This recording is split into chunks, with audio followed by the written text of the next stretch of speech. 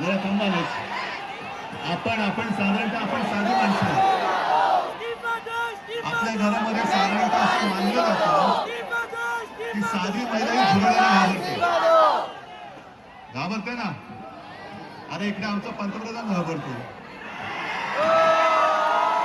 आजचं सरकार घाबरतं.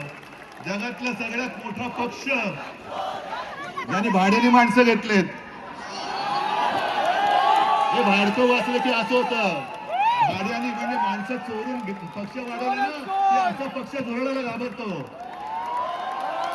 आता कळलं मला की हा पक्ष झुरळाला का घाबरतो, हे सत्ताधारी झुरळाला का घाबरतात. आणि यांच्याकडे स्वतःची माणसं नाही आहेत, सगळी भाडकं आहेत, चोरून आणलेली गद्दार आहेत.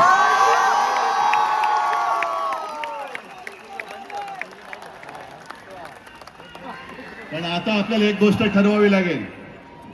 माझं